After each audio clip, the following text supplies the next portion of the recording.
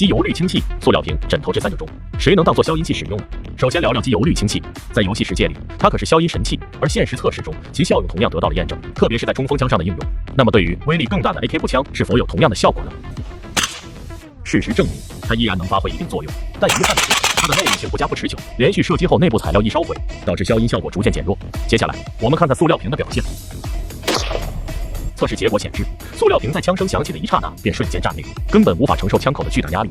我们再换上另一种小一点的塑料瓶，再试一下，结果依然令人失望。因此，无论大小，塑料瓶都无法胜任消音器的角色。最后，我们来看枕头的测试结果。测试之初，枕头的表现令人惊喜，枪声明显减弱。我们再来上气枪试一试，可以听见消音效果依然显著。当然，这是在静止状态下得出的结论。那么拿着射击时效果又如何呢？虽然拿着时的表现略逊于静止状态，但枕头依然展现出了一定的消音能力。现在测试完毕，那么你猜对了吗？